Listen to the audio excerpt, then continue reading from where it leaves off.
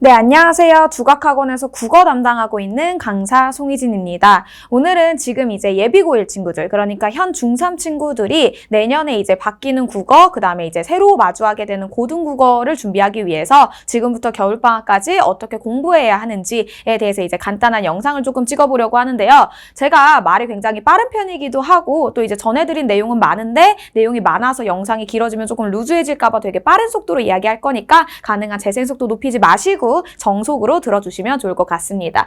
이제 목차는 크게 세 가지인데요. 먼저 중등국어와 고등국어를 간단하게 비교를 하고 두 번째는 개정교육이 어떻게 바뀌는지 수능 측면과 내신 측면으로 한 번씩 설명을 드릴 거고요. 마지막으로는 제가 어떻게 수업을 할 것이고 저희의 시스템이 어떻게 갖춰져 있는지까지 설명드리고 영상 마치도록 하겠습니다.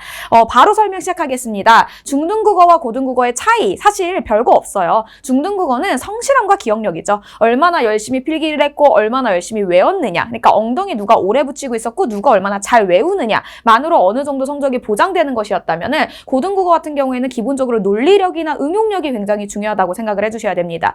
특히나 이제 조금 내신이 빡세다라고 하는 학교들 같은 경우에는 객관식 자체도 매우 까다롭고 또 서답형도 굉장히 까다롭게 써야 되는 경우들이 많기 때문에 단순히 달달 외운다고 되는 게 아니라 본인의 의견을 말로 표현할 수 있는 어떤 논리력, 그 다음에 선지를 읽고 그 선지를 자신의 말로 받아들일 수 있는 논리력, 그 다음에 제시된 시험 범위가 아니고 공지되지 않은 외부 지문이 나올 수 있기 때문에 응용하는 능력 등등 필요한 능력치가 살짝 다르기 때문에 아예 다르다라는 말씀을 드리고 싶은데요. 제가 이런 뻔한 얘기를 먼저 시작하는 이유는 제가 이제 중3을 맡거나 고1을 맡았을 때 가장 어머님들이 많이 하시는 이야기가 어릴 때부터 책을 안 읽어서 원래 국어를 못한다. 혹은 어릴 때부터 책을 많이 읽어서 중학교 때는 국어를 되게 잘했다. 근데 고등학교 국어를 잘 못하더라 라는 걱정을 되게 많이 하세요. 근데 이제 전 학생들도 그렇고 학부모님들께서도 이 중등국어와 고등국어를 조금 구분해서 생각을 해주시면 좋겠는 게 중등국어를 잘했으니까 고등국어를 잘할 거야. 혹은 중등국어를 못했으니까 고등국어도 못할 거야. 라는 건 어떤 느낌이냐면 스피드 스케이팅을 잘하니까 당연히 피겨 스케이팅도 잘하겠지 라는 거랑 똑같은 얘기라고 생각을 해주셔야 돼요.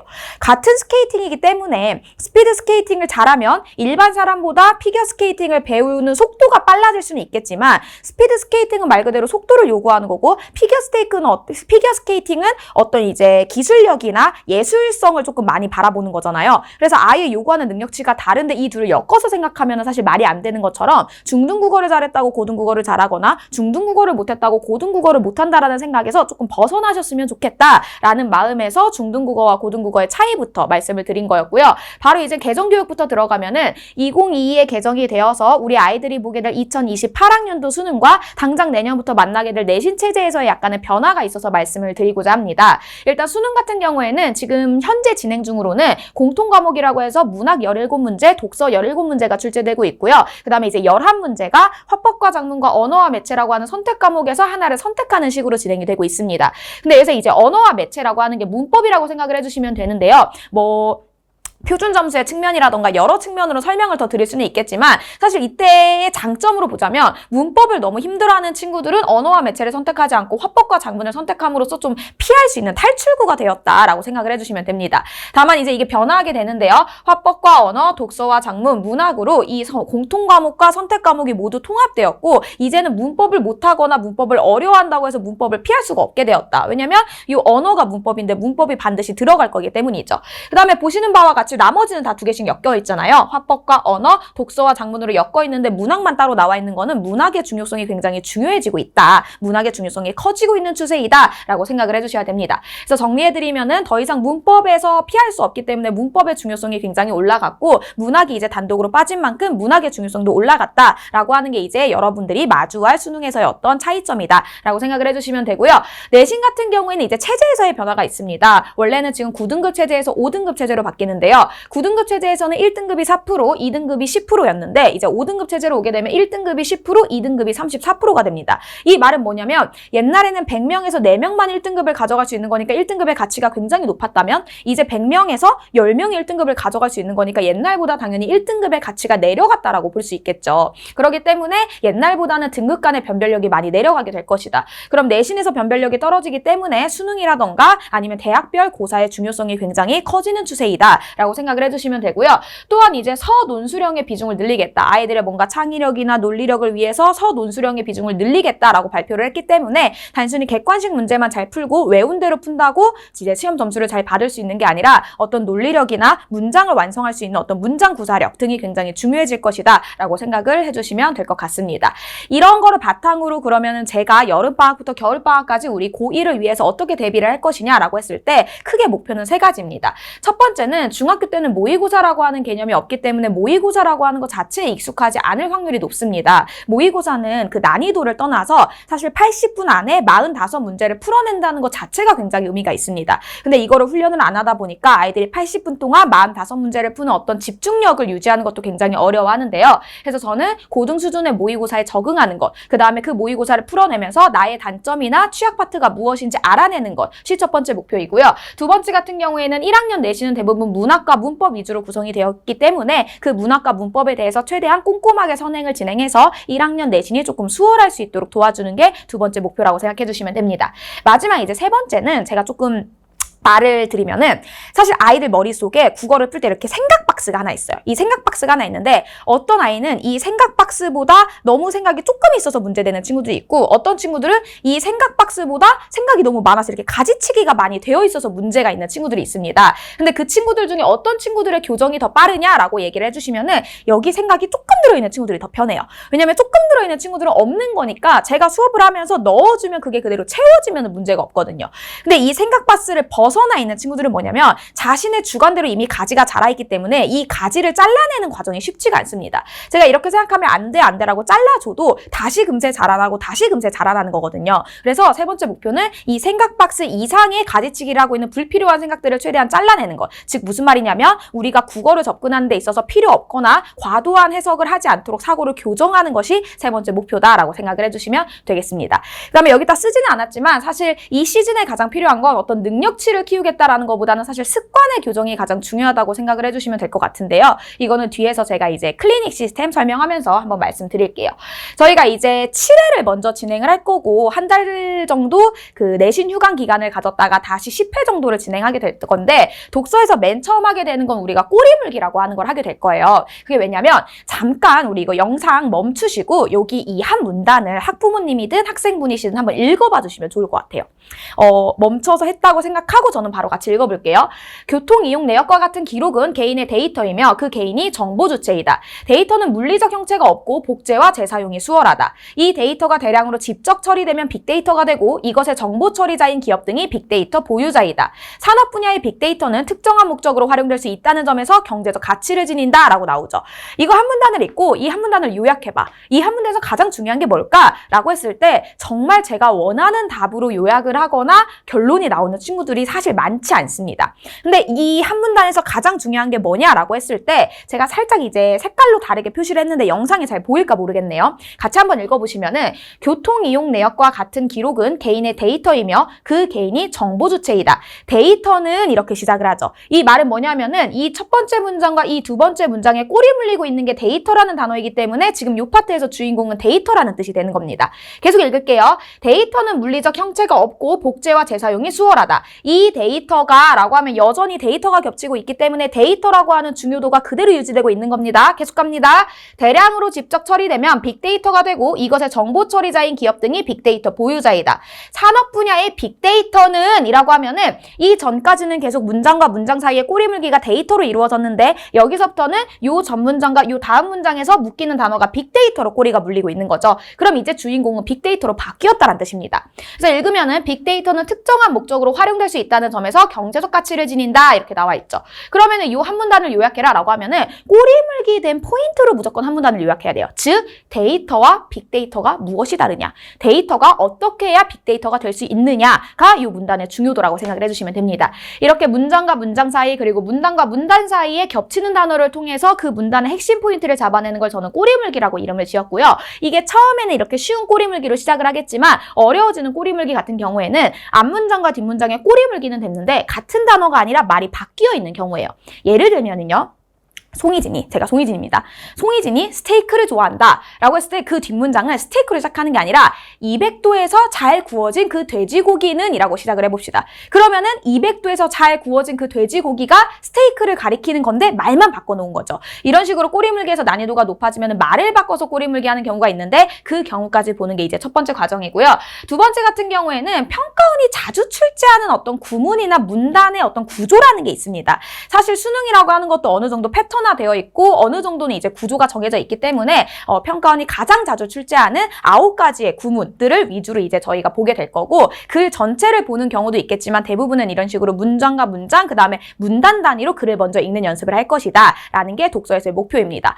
이러면은 글 전체를 안 읽으니까 너무 처지는 거 아닌가요? 라고 생각할 수 있으실 텐데요. 제가 아까 말씀드렸다시피 지금 우리가 중3 과정이라고 하는 거는 고1을 위해서 어떤 습관을 잘 다져놓는 과정이지 능력치를 남들과 비교되게 엄청 올려놓는다 할 수 있는 과정이 아니기 때문에 습관의 교정을 위해서 글을 제대로 읽는 것, 그 다음에 이 문단이 요구하는 걸 제대로 파악하는 연습을 위해서 이렇게 문단별로 학습이 먼저 들어간다라고 생각을 해주시면 될 것 같습니다. 그 다음에 이제 문학인데요. 제가 이제 문학에서 굉장히 중요하게 생각하는 게 왜 중간고사, 기말고사를 떠나서 여름방학, 겨울방학에 그런 특강 되게 많잖아요. 막 현대시 몇 개 정리한다, 고전시 몇 개 정리한다 이런 특강 되게 많잖아요. 근데 이제 어머님들도 아시고 아이들도 알겠지만 아이들 이 뇌라고 하는 게 2, 3개월 지나면 거의 새 뇌로 갈아 끼우는 거나 마찬가지입니다. 금방금방 까먹어요. 그래서 저는 그런 식으로 아이들한테 어떤 시조 몇 개를 외우게 하는 거는 큰 의미가 없다고 생각을 하고 스스로 그 시조나 가사를 읽어내는 힘을 기르는 게 첫 번째라고 생각을 합니다. 그래서 저는 가장 첫 시간에는 무조건 요런 글자는 이렇게 읽을 거고 요런 글자는 이렇게 읽을 거야 해서 읽는 방법을 먼저 가르치고요. 이런 식으로 연습하기를 한 30개가량을 같이 읽어보면서 아이들이 스스로 읽어내는 연습을 첫 번째로 시킵니다. 그 다음으로 가는 거는 이제 현대시든 고전시든 떠나서 윤문문학 같은 경우도 제가 어떤 작품을 해설해주는 식으로 가는 게 아니라 아이가 스스로 작품을 해설할 수 있는 힘을 기르는 거에 포인트를 두는데요. 예를 들면요. 여기는 예시를 한번 볼게요. 우리들의 사랑을 위하여서는 이별이 있어야 하네 라고 하고 제가 아이들한테 물어봅니다. 얘들아 여기서 이별은 좋은 단어야 나쁜 단어야? 이렇게 물어볼게요. 그러면은 이제 반반 정도 나오는데 한 반절 정도 아이들은 나쁜 단어예요 이렇게 이야기를 합니다. 그래서 왜? 라고 하면 이별은 그냥 나쁜 거잖아요. 좋아하는 사람이랑 헤어진 거니까 나쁜 거잖아요 라고 보통 이야기를 하는데 이 시에서 우리 이별은 긍정적인 시어로 취급을 하는 게 조금 더 가깝다고 보셔야 돼요. 그 이유가 뭐냐면 우리가 머리로 생각하는 이별은 나쁜 거지만 여기서 사랑을 위하여 이별이 있어야 한다라고 했으니까 이별은 결국 이 화자에게 필요한 게 되는 거잖아요. 그러면 우리가 이때는 이별을 긍정적인 시어 쪽으로 취급을 해주는 게 맞습니다. 이게 뭐가 중요한 거냐면은 긍정과 부정을 이제 알고 있는 어떤 상식이나 직관에 의존하는 게 아니라 눈으로 판단해서 긍정과 부정을 제대로 판단하는 법. 이런 식으로 긍정과 부정이라던가 같은 편, 반대편 등등의 어떤 기준들을 세워주고 그 기준에 따라서 학생이 직접 작품을 해설할 수 있게 도와주는 게 이제 두 번째고요. 그 다음에 이제 세 번째 같은 경우에는 필수 개념어죠. 뭐 서리법, 의인법, 영탄법과 같은 이제 필수 개념어들을 당연히 학습을 해야 되는데 이때 중요한 게 뭐냐면은 지금 이제 만약에 학부모님들이 보고 계시다면은 잠깐 영상을 멈추고 아이한테 혹시 의인법이 뭐야? 라고 한번 물어봐 주시면 좋겠어요. 그 다음에 학생들이 보고 있다면 학생들도 의인법이 뭘까를 한번 생각해 보면 좋겠어요. 그럼 이제 대부분 나오는 얘기가 뭐냐면 의인법? 사람 같은 거. 사람같이 하는 거라고 보통 이야기를 합니다. 근데 그렇게 알고 있는 게 틀린 거는 아니죠. 맞는 개념이기는 해요. 근데 그렇게 알고 있는 학생들한테 제가 지문을 주고 자 여기서 의인법 있는지 없는지 찾아봐 라고 했을 때 잘 찾는 아이들도 있지만 좀 애매하다고 느끼는 친구들도 많습니다. 그러면 의인법은 어떻게 알고 있어야 되냐면 사람 같은 게 아니라 사람 같다라는 말 자체가 사람과 사람이 아닌 것 사이에는 어떤 차이점이 있기 때문에 사람이 아닌 것은 못하는 사람만의 무언가가 있으니까 우리가 사람 같다라고 표현을 하는 거거든요. 그럼 문학에서 인정하는 사람만 할 수 있는 게 무엇이냐라고 했을 때 문학에서 인정하는 거 두 가지밖에 없습니다. 첫 번째 같은 경우에는 말하는 거 혹은 말을 듣는 거고요. 두 번째 같은 경우에는 내면이나 감정을 가지는 일입니다. 즉 의인법을 사람 같은 거라고 알고 있으면 절대 지문에서 찾기 쉽지 않고요. 의인법을 말을 하거나 듣거나 그러니까 사람이 아닌 게 말을 하거나 듣거나 사람이 아닌 게 정서나 내면을 가지고 있는 걸 찾으면 되겠다로 했을 때 의인법을 지문에서 찾아내는 게 훨씬 수월해집니다. 이런 식으로 필수 개념어에서 포인트는 의미를 아는 거, 그러니까 개념을 아는 게 중요한 게 아니라 판단 기준을 세우는 것에 목표를 두고 있다라고 생각을 해주시면 되겠습니다. 당연히 이제 문학 수업이 중요하다 보니까 3시간 수업에서 문학이 이제 가장 많은 시간을 차지하고 있다고 생각해 주시면 되고요. 마지막으로는 문법인데 문법은 이제 1학기 때 내신이 처음에 아마 의문의 변동부터 시작을 할 건데 그 의문의 변동을 위해서 품사라는 개념이 되어 있으면 정말 좋아요. 그래서 저 같은 경우에는 이제 품사라는 개념 먼저 설명할 거고 문법은 이제 한번 읽어봐 주시면 좋을 것 같습니다. 제가 이제 시간상의 이유로 문법은 품사한다라는 것만 말씀드리고 넘어가도록 하겠습니다. 수업은 이제 3시간인데 독서와 문법 합쳐서 그 다음에 문학 따로 이렇게 수업하게 될 거고요. 중간에 어휘 테스트 한번 있는데 저희가 어휘집을 주고 매주 외워와서 테스트 보고 미통과자는 재시험 혹은 깜지를 쓰는 시기다라고 생각을 해주시면 되고요. 여기서부터 진짜 중요한 내용입니다. 사실 무엇을 가르치느냐보다 중요한 거는 그거를 어떻게 아이한테 습득시킬 것이냐죠. 제가 아무리 앞에 나와서 열심히 수업하고 수업을 잘한다고 해도 이게 이해하는 아이들이 있고 이해 못하는 아이들이 있기 때문에 저만 잘한다고 되는 게 아니거든요. 우리 학습이라고 하는 거는 배울 학자의 익힐 습자를 쓰는 건데 그럼 배우는 걸로 끝나는 게 아니라 익히는 과정이 필요하잖아요. 이 과정이 바로 저희는 클리닉이라고 생각을 해주시면 됩니다. 저는 앞서 말씀드렸다시피 이 중3의 과정이라고 하는 건 어떤 능력치를 쌓는 것이 아니라 이 아이의 사고를 교정하고 습관을 교정하는 과정이기 때문에 가르침보다 설득의 시간이라고 생각하고요. 이 설득을 위해서는 반드시 1:1 관리가 들어가야 된다고 생각을 합니다. 그래서 저는 관리를 총 이렇게 4가지로 한다고 봐주시면 될 것 같은데요. 첫 번째는 이제 주간지 매일 다다르다입니다. 이게 주간지로 나가는 건데 매주 한 것씩 나가게 될 거고요. 문학 조금, 독서 조금, 문법 조금 해서 매일매일 전 영역을 풀어볼 수 있게 5일치로 구성이 되어 있고요. 가장 중요한 거는 뒤에 해설지가 아니라 제가 이제 손필기로 만든 손필기 분석지가 들어가 있어서 아이들이 단순히 답만 보고 넘어가는 게 아니라 아, 희진쌤은 이 글을 볼 때 이렇게 생각했구나 라는 저의 사고 과정을 최대한 아이들이 가져갈 수 있도록 만든 게 포인트다라고 생각해 주시면 되고요. 두 번째는 실전 모의고사인데 국어의 힘든 점은 국어라는 과목 자체의 어려움이라고도 볼 수 있겠지만 가장 첫 시간에 보는 시험, 그 다음에 아침에 보는 시험이라는 부담감도 굉장히 큽니다. 그렇기 때문에 저는 고1 때부터 혹은 중3 때부터 그 정해진 시간에 모의고사를 푸는 훈련이 되는 게 굉장히 중요하다고 생각을 하거든요. 그래서 저희는 주말 오전마다 아이들을 그 수능 시간과 똑같은 시간에 불러서 실전 모의고사를 진행하고요. OMR까지 기록하는 실제 분위기, 실제 고사장의 분위기를 조성한다라고 하는 게 가장 중요합니다. 이 모의고사 후에도 마찬가지로 답안지가 아니라 이렇게 제가 손으로 만든 손필기 분석지가 나가게 될 거고요. 그 이후에는 성적표까지 매주 발송을 하면서 철저하게 피드백을 하려고 노력을 한다. 그리고 모의고사 같은 경우에는 기본 난이도가 있고요. 너무 어려워하는 친구들은 하프 모의고사, 좀 잘하는 친구들은 레벨업 모의고사로 해서 이제 수준별로 구성이 되어 있다라고 생각해 주시면 될 것 같습니다. 이제 세 번째는 테스트입니다. 제가 아까 말씀드렸다시피 우리 이제 내신이 서논수령의 비중이 더 커진다고 말씀을 드렸잖아요. 이 말은 뭐냐면 그냥 이제 1, 2, 3, 4, 5번 중에 뭔가 답이 4번 같아서 4번 찍고 넘어가던 친구들은 이제 큰일 났다는 소리죠. 이게 왜 4번인지를 설명할 수 있는 친구들이 유리한 내신이 될 거거든요. 그렇기 때문에 이 테스트 같은 경우에는 매주 수업 내용과 그 다음에 그 주차에 봤던 모의고사나 매일 다다르다의 주요 내용을 제가 발췌해가지고 문제로 만들었고요. 이때 포인트는 단순히 답만 고르고 넘어갈 수 있는 게 아니라 그 답의 근거까지 옳게 판단해야 넘어갈 수 있게끔 테스트를 구성을 해놨습니다.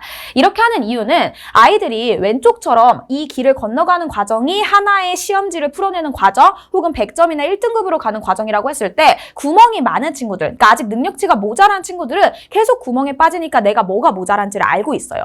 근데 이런 친구들, 그러니까 그렇게 성적이 나쁘지는 않은데 항상 시험을 보면은 내가 생각했던 것보다는 시험을 못 봐오는 친구들이 있습니다. 그런 친구들은 보통 자기의 어떤 부족한 점이 이렇게 사이드로 빠져 있어요. 그래서 평소에 집에서 풀거나 혼자 공부할 때는 이렇게 똑바로 걸어가니까 본인의 구멍이 어디에 있는지 판단이 어렵습니다. 근데 시험장에 가서 조금 긴장을 하거나 본인이 컨디션이 안 좋으면 이렇게 휘청휘청 걷다가 쏙쏙 빠지는 거죠. 그럼 이게 평소에 본인이 경험해보지 못했던 구멍이기 때문에 아이들은 뭐라고 생각하냐면 아, 내가 실수했나 봐. 내가 컨디션이 안 좋았나 봐. 라고 핑계를 찾기 마련입니다. 근데 이거 핑계에 불과하거든요. 그래서 제가 이 리뷰 테스트를 보는 이유는 내가 이 문제를 맞췄어도 이 문제의 근거가 그게 아니었구나. 즉 내가 맞춘 문제가 답이 맞다고 해서 내 사고까지 맞는 건 아니구나 해서 본인의 사고를 계속 의심할 수 있는 시간을 주는 게 목표라고 생각해 주시면 됩니다. 그래서 이렇게 테스트 보는 게 세 번째고요. 요 모든 과제와 모의고사와 테스트를 저희가 1:1 클리닉으로 진행을 합니다. 제가 1:1 클리닉에서 가장 중요하게 생각하는 거는 학생이 질문하는 것이 아니라 강사가 질문해야 된다입니다. 물론 학생의 질문도 받아주겠지만 학생은 어디가 중요하고 어디가 중요하지 않고 이 문제를 자기가 왜 틀렸고 이 문제에 무엇을 물어야 이 문제에 포인트가 있는 것인지를 모르는 경우가 많습니다. 그래서 저는 항상 저희 조교들을 교육시킬 때도 그다음에 제가 클리닉을 할 때도 아이가 묻는 게 아니라 제가 아이가 틀린 문제 혹은 맞췄더라도 이 아이의 성향상 그 답의 근거가 옳지 않을 수도 있겠다 하는 문제들을 왜 이렇게 답으로 했어? 라고 물어보는 편이고요. 이런 식으로 1대1 관리를 통해서 과제와 모의고사 테스트를 관리하고 있다. 이 관리 내용 같은 경우에는 제가 이제 학생 현황 보고서라고 해서 저희가 7회 수업인데 7회가 끝나고 나면 어머님들한테 이렇게 한 장으로 죄송합니다. 전송을 해드립니다.